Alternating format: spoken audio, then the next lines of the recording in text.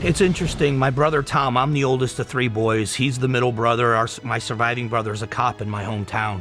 Tom was what everybody says in a headline about someone that you've lost.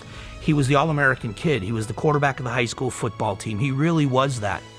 At his funeral, his lieutenant was there and some other people that had been wounded. And they told us, we will always remember that the first thing that Tom did was take care of us. He looked out for us by returning fire. And then when he was so seriously wounded, he was cracking jokes and saying, telling everybody else it's going to be okay. So his last words to the guys as they loaded him in the helicopter were words of encouragement. They said, we'll never forget that about him. When I first started speaking out about my brother, I was going to tell the world about the heroism of my brother. And it truly is a heroic story. He is a hero, there's no doubt. But you learn very quickly that it is also commonplace, that these men and women literally laid their lives on the line for each other and were willing to do it over and over again. And then they come back to their lives. They don't ask for anything extra. They don't ask to be treated special. They go back to these very quiet lives and just go back to what they did before.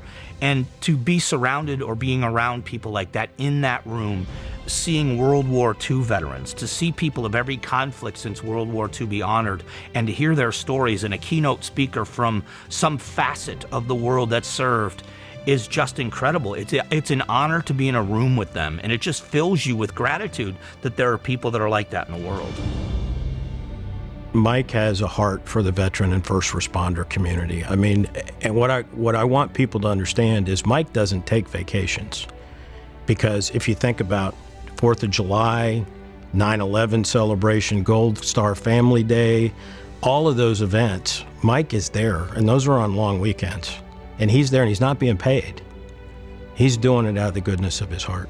Mike has been doing the VMLC annual luncheon for 11 years now. When we look for someone who supports the veteran community, someone who hasn't served themselves, is we look for someone who is dedicated to the veteran community and will do whatever's needed to help that community out. Because these are folks that, you know, at one point in their life signed a check, up to and including their life. And Mike lived that. I mean, he lost a brother. So I think that's what inspired us to say Mike is a guy that deserves this, because everything he does without, you know, he doesn't want the acclaim. He doesn't want money. He's doing it because he loves what he's doing.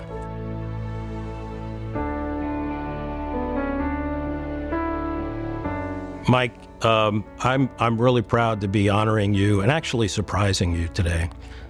You deserve this, because whatever you do for the veterans community, you don't do it because you want recognition. You don't do it because you want money. You're doing it because you care deeply about veterans and first responders. And Veterans Medical Leadership Council thanks you for that support of our community.